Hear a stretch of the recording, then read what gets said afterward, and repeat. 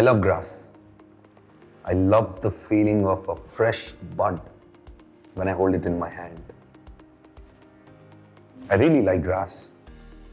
I love the way it feels on my bare foot when I trek through a jungle. I bet you guys were thinking that I was talking about marijuana, and you were quick to judge also. Some of you might have cracked a wise joke, like look who's talking. But somebody has to talk. Unfortunately, today in our society, drugs and addiction are considered a taboo. As in, talking about them itself is considered a taboo. But people do talk about some addictions like caffeine, alcohol, tobacco. That is okay. They talk about it, they let it happen, they joke about it. But why are some addictions okay to talk about and why are the rest not? How long can this be a taboo? We have to break the taboo. The topic of drugs is like a minefield. It has multiple complex layers. So how do we understand such a complicated topic if we do not address it and do not talk about it? I think it's time we spoke about it. Today, I'm here to moderate a conversation about this minefield called drugs with Mr. C. Rajesh Reddy, neurophysician, Apollo. I'm here today with your life talking about this.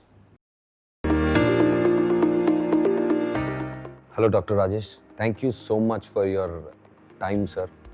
Thank you so much for coming to share your 20 years of experience. So let's start from the beginning, sir. Why do people consume substance?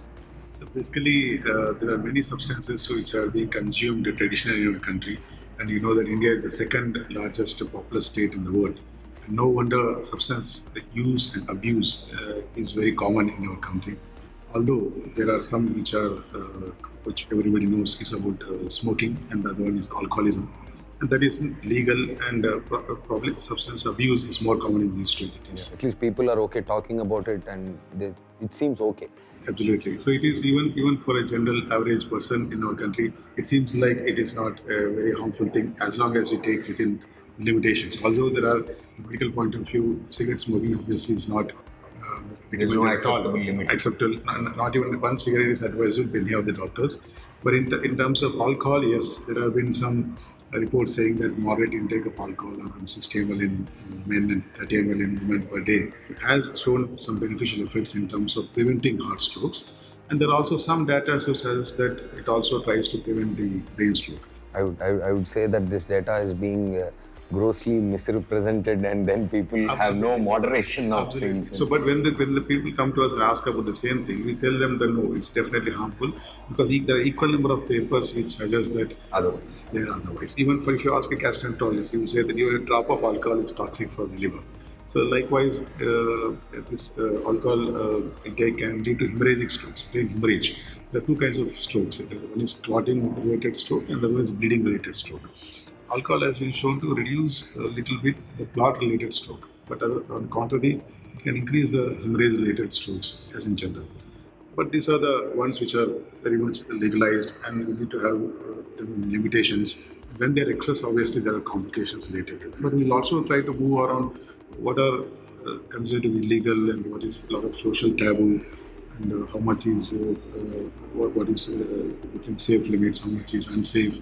So traditionally, if you see, even in before Christ period, even Puranas it has mentioned that people used to consume cannabis-related marijuana. Now, after alcohol and smoking, this is the third largest substance abuse in our country. in India, In India, today. in India. Just for example, if you see a national household survey which was done, I think it was about a decade ago, in which it was found, and people in general was asked about did you consume alcohol or smoking or any other substance in the last 1 year, 1 month, and are you taking it daily on an addiction basis? It was found that about 30% of people in our country consume at least one cigarette in their lifetime. One cigarette. That's very surprising. That was really surprising to me when I heard that. Just to try it out. And at least 10% of them consume on a daily basis and have taken in the last 1 month. If it comes to alcohol, about 25% of them have taken once in their lifetime. 35. 25. 21% of them have taken the last month, 1 month, but only about 3.6%, which considering our populous nature of our country, 3.6 is huge. It's almost 4 to 5 crore people are actually using it excessively to the extent of what is called as alcohol dependence. When it comes to cannabis or marijuana, it is about 4.6% approximately in the country. They have taken at least once in a lifetime. Now, imagine that's a huge one, and it is not legal at all now. And still, that is going on when you ask in a survey. Whereas cannabis as a form of addiction is only about 1%, 1.6%. And after cannabis, there we have what is called opium or opium derivatives, which did not actually originate in our country. Opium actually was told as came from Middle East. You're right, it's absolutely right. Arabs introduced in our country, and then now synthetic form of opiums are also coming into our country through our border countries like Afghanistan and also Myanmar. And there's widespread cultivation of these in those hilly areas happening, and the synthetic opium farms are also coming into our country. And apart from that, we also have newer drugs which are called as club drugs, which includes recreational drugs, which include stimulants like amphetamines, ecstasy, which is MDMA, methylene diamide with amphetamine. And then we also have, apart from this, these are stimulants basically, these two, both of them. Are there studies to, like you said, not even a cigarette is okay, but sometimes in some cases, like 1 or 2 pegs of alcohol is okay. Are there studies, or do we have information on every substance about this, sir? Like how much is okay? Like my question here is, how do we draw a line between recreational usage and abuse? Correct. How do people understand that? Correct. See, this data, as you mentioned, is somewhat clearer for alcohol and smoking. But for these drugs, other substance abuse drugs, definitely there's a lot of less amount of funding going into the research of these things, and many people have no knowledge about them because many of the patients people don't come out in open and describe what actually is going on, how much they are consuming. In fact, even for example, the substances which come into the market, they're not uniform. Some have more quantity of the toxic products. Some are bad drugs also. Some are bad drugs, and they vary in proportion from 5% to 30%. For example, cannabis, the active component is tetrahydrocannabinol. The raw from the bung, what you call it, is consumed in form of leaves, crushed leaves. Which is again okay during Holi. Yes, and also during Kumbh Mela, all the Shivaratri. And in fact, it's surprising also to know that this consumption of this marijuana in the form of chillums, as the people rishis use in the Himalaya areas, sadhus I can call that. And during holy times, it is not considered illegal in our country. It is considered general social trend. I think in Rajasthan there are government recognized bang shops also. Absolutely. So they have bang lassis, and bang is mixed in tea and had by either sexes. Both males and females also do have during holy season. So that consumption, which is socially acceptable, generally is in mild forms, because oral forms, if you take orally, it goes into the gastrointestinal tract and then gets absorbed. Part of it is metabolism in the liver. Before it actually goes into the blood, it acts on the system in the brain or other parts of the body.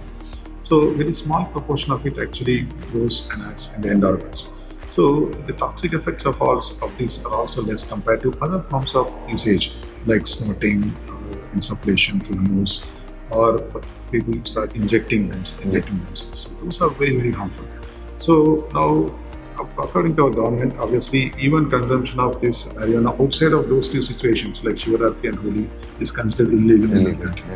Now, even discuss about it is a thing, and it's a taboo.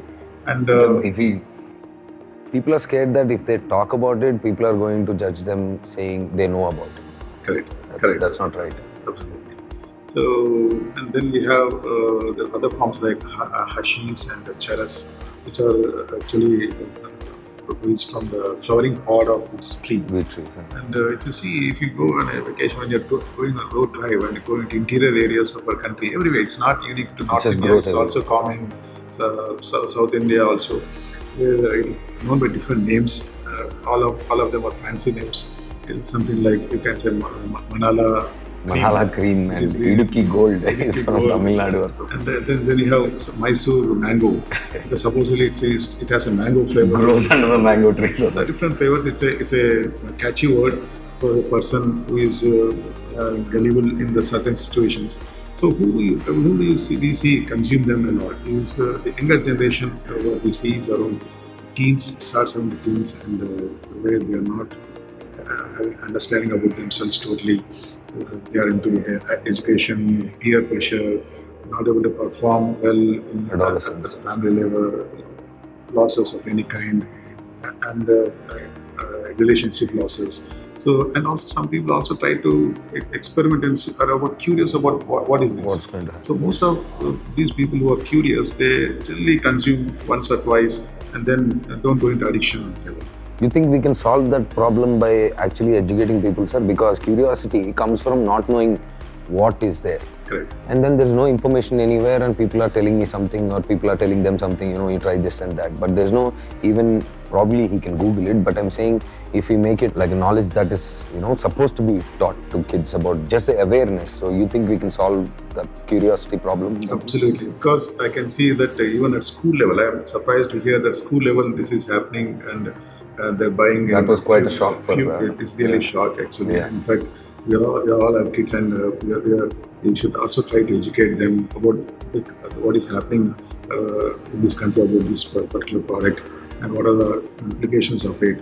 What is the harmful effects when you consume at a minor level or a major level, and what are the legal implications of it also to possess or to sell or carry or to even grow. So if they are made understandable, I'm sure the younger generation will try to incorporate them. They will be definitely better judges than they are now if we give them the information. So what is happening is that because it is illegal, illegal doesn't mean that the thing doesn't happen in the country. And 4.6%, just now we discussed, it's a huge amount of population consuming it. So government has to, as in some form, has to tackle this because it's difficult to contain it totally. If you make it illegal, obviously legal means of will go on. So at the same time, if you do it legally, there are few advantages. For example, government can start taxing them. And I was supposedly told by some economists that government can earn over 765 crore of rupees per month if you make marijuana. But as a society and as a culture, I don't think we can accept it. Today in America, most of the states it's legal and people talk about medical marijuana. They make jokes about it and then they get high, and then there are, they use it for like even to show people that it's entertaining. But I'm not sure when we will be ready for that. Absolutely, and probably we are at least a few decades away from that happening. And slowly, and also in those situations, only we'll be able to tell our children that so drug intake can have so effect, and then we should try to avoid them. But it gives an obvious curiosity at the teenage to just experiment and try out for a thing. And sometimes there's a genetic predisposition to addiction. So that's an interesting fact again. What is that? Because for example, the typical example is alcohol and smoking. We commonly think that once the person starts to smoke or take alcohol, then they continue to take definitely for their lifetime. So it's difficult to control them. But if you see now, only 3.6, meaning only about 10% of people who start to consume alcohol or smoking tend to become using it on a daily basis. The rest of them take it occasionally. So people who, those 10%, they have a slight genetic predisposition. There are genes which control your behavior of intake of these substances. So because they have more metabolizers in their liver, when they eliminate the drug rapidly, so they tend to want more and more of the drug, leading to addiction. Tolerance levels will be more, dependence levels will be more. So similarly, I'm sure, although it has not been studied extensively, even for these newer recreational drugs and even for cannabis or heroin, the same genetics also do apply when you talk about addiction agents. And so that's how it goes. So I think it's a difficult thing to simply say that government should legalize it. There are many repercussions which can happen because of that. But we need to have a middle path between legality and illegality. We cannot not address it anymore. Absolutely. I think India I can see that our country is heading towards that. Probably more and more education at lower age groups can formally make a government take a conscious decision, say a decade or 2 decades later, to probably legalize to some extent. Because if I see a lot of, say, cancer-related patients, even patients who have diabetes-related nerve involvement, extreme excruciating pain, there are also mild beneficial effects of cannabis if used at very mild doses. This one, Medical marijuana. LSD, lysergic acid dimethylamide, and certain opioids, opium derivatives. If they are used in mild extent, controlled environment, pure at the discretion of the healthcare professional, and we can actually alleviate pain to the of cancer survivor in the end stages, or for that matter, even advanced diseases like dementia, Parkinsonism, whether physically immobile, they are in pain, and we can actually make their terminal stages of the life little more peaceful and empathetic and with some happiness at the end. Is it happening right now, sir, in India? Do you use them?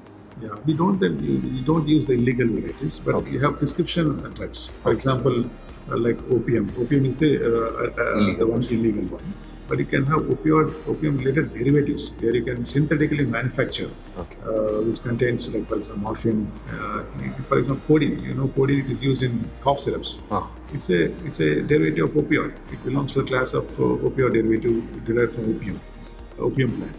So it is synthetic. It is synthesized, of course. And this small one is a cough suppressor. It's very useful if it is used even in pediatric population. Similarly, we use morphine tablets or injections for pain, in cancer-related pain, and we have hydrocodone, oxycodone also. We have buprenorphine, pentosus injection. It's an injectable formulas. They are available in patches also. All these are very useful for pain management. In moderation, under the supervision of a medical. So these are all prescription-related drugs. So we are authorized to prescribe them.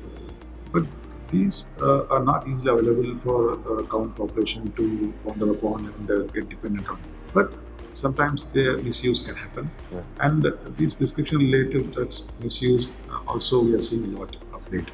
Particularly, we can people who have access to hospitals, or people who have access to pharmacies, or in some format, like a relative working in a pharmaceutical Some connect company. some So way. some connect illegally, they might procure the drug and use it. And those are prescription-related ones. Similarly, if you see stimulants like amphetamines or ecstasy, they are illegal again. But you have legal varieties available for prescription. For example, methylphenidate is an amphetamine derivative only. It is used in children to cure what is called as attention deficit hyperactive disorder. It's used in children. ADHD. Okay. Similarly, it is used also in people to promote wakefulness when somebody is depressed. Adults. It's also to cure a sleep disorder called narcolepsy. Narcolepsy is a well-known sleep disorder which can happen in adolescents and adults, and this methylphenidate can be used in those particular individuals. Talking about prescribed medicine, do people get addicted to prescribed medicine also? Like, do they know about it? Yeah, as I told you, people don't have access to them. Okay. But at the same time, now with available Google, I'm sure they have access to information at least. So with available information, they can try to procure it through other means of getting them. And in fact, I can remember one of juniors was there when we were training. There's a famous injection used to be there at that time called Fortwin. It used to contain Phenergan, both of them. Phenergan is antihistaminic, and Fortwin is this opioid-related derivative called pentosus. So it was used for pain at that time, and he used to consume it a lot in its injectable format. It used to use IV intravenous injections or intramuscular injections. So I remember that particular individual, and he was in hell, a lot of hell. He used to procure with different means. Although we actually helped him a lot, counseled him a lot, went to a psychiatrist, but nothing helped. And he ultimately had several infections. And later on, it took a lot of effort from the family as well as the friends to bring him out of it. And luckily, at least now, he's out of this totally. So if we know that someone is abusing or recreationally using some kind of substance, and we are no experts, so what can you say something to people who, if I identify someone near and dear to me that he is using or abusing, so how do people deal with that? Do they address it directly or how do they? Problem here is people actually are abusing the drug. They don't come out in open.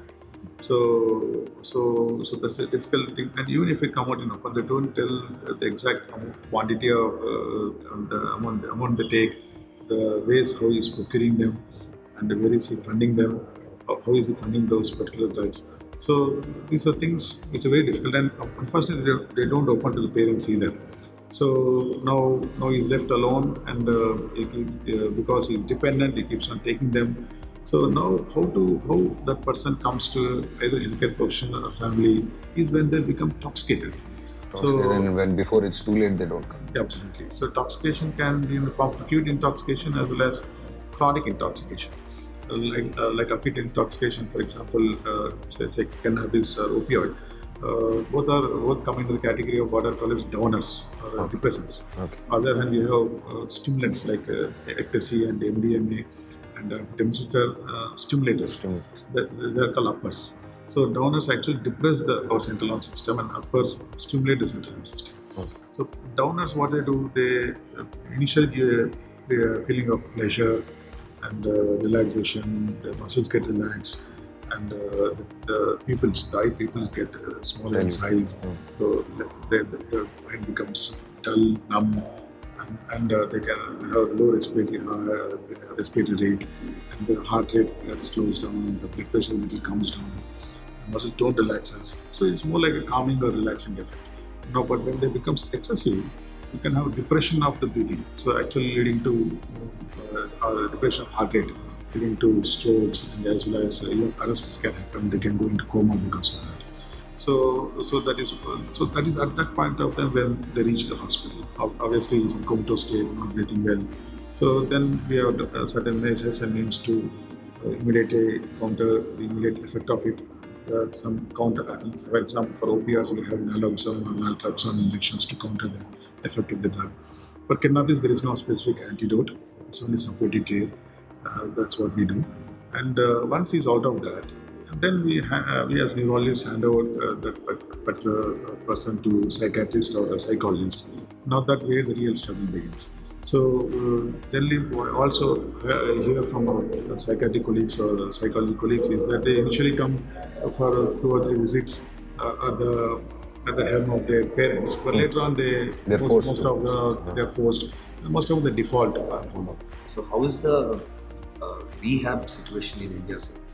Yeah, the rehabilitation, especially for substance abuse, there are now well-established centers. If you talk about smoking cessation and alcohol cessation, which are by far the largest consumed substances in our country, and the legalized ones. And that's why there are legalized de-addiction centers for this. And the family is open about approaching for these centers. The patient himself is happy to approach these centers. Of course, there are issues about the motivation required from the person who is actually abusing them. But when it comes to terms of illegal ones and the recreational drugs or club drugs, very few recreation centers actually cater to them. And in general, it requires a multidisciplinary team of not only a psychiatrist or psychologist, it requires social worker, a rehabilitation department, both physical rehabilitation as well as psychological rehabilitation. Because most of these drugs have dependence in both physical terms as well as psychological terms. And obviously, while they are doing this de-addiction process, they can have multiple physical complications, like for example, fits or seizures, which can happen. A person can have tingling feeling in the hands and legs. They might become tremulous. They can blood pressure fluctuations. And sometimes even when they're going undergoing de-addiction centers, they can be rebound phenomena of the same one. So to address that, you require a multidisciplinary team where the other specialists like neurologist, cardiologist, or other gastroenterologists also need to pitch in to form a multidisciplinary team for these de-addiction centers. And I'm afraid in our country we are not geared to this the undercurrent which is going on in the country. It's only going to last in the next couple of decades. So it's sooner than later we should try to both at the government level, at the private organizations level, the medical fraternity level, we should try to address this issue at utmost urgency and try to see whether de-addiction centers which are already existing for alcohol and smoke can also be extended beyond to recreation drugs also. Can have kind of a virtual counseling also. They, Yeah, they, yeah. they need And- anonymity. Then. Absolutely. To add that, actually, this COVID times, if you see, was we are about to doing come. a lot of online consultations, Yeah. and people on the other end are very happy because they have privacy there. They don't have to approach their family members all the time to come to a hospital. And I can also see that a lot of psychological issues are being discussed on online platform with the doctor or the healthcare professional. And I'm sure this is a way, that's a nice suggestion. I think that's a way where the person who is actually abusing them can correct directly to healthcare professional without bypassing Or a phone everybody call else. without giving their ID, or if they want anonymity, just to Absolutely, understand. absolutely. Yeah, correct. So because step one is to realize that they're doing something wrong or something is wrong, and then step two is to know what it is, then where to draw the line. Correct, correct. Sir, we usually talk about addiction, we talk about adults, right? But are there any addictions for children, like sugar or something? Yeah, that's again a very. If you see any child, they crave for chocolates or any sweetened things. Now that's universal. I think it's not exceptional to our country. It is there throughout the world. And Is it something to worry about? Sir? yes, worried in the sense when the child consumes it excessively. When do children do that? See, it commonly starts with when they have a bad day at school or they're low on their mood, and obviously you'll say Want to be rewarded. yes, and it's unique tendency that there's a craving for sugar when you're depressed. On the contrary, when you're active and all that, you don't consume much of high sugar-related things. Is it So- dopamine they're chasing? Yeah, basically when in the sugar, what happens is that when the blood levels of glucose increase in the blood, they have a stimulation of wide areas of the brain. In depression, there are two neurotransmitters basically. One is norepinephrine and epinephrine, which are adrenergic ones, and then you have serotonin and dopamine. These are the neurotransmitters. So when somebody is low, these levels of neurotransmitters are low. So hyperglycemia or increased sugar levels in the blood stimulates these particular neurotransmitters in the brain, thereby trying to restore their mood, something like that. But it starts with that the problem is when they start to, what happens when it's consumed on daily basis. Normally what happens is that inside the brain also there are neurotransmitters synthesized without any stimulation. So once you have external stimuli like the sugar, the endogenous production of these transmitters comes down. So when that happens, So you need more. You crave need for more. more. You crave for more. So now that's again is a very difficult thing. And in fact, I remember when, I am sure you also do remember that in our childhood days, we don't used to have these sugar-coated desserts and all that. If last 2 decades, I've seen a lot of change. We Putting used more to sugar have, and sugar and more correct. sugar. We used to have Jaggery-related sweets which have a slow increase in sugar levels in the blood. More and more sugar. In fact, children love sugar-coated ones. Chocolate rich in sugar again.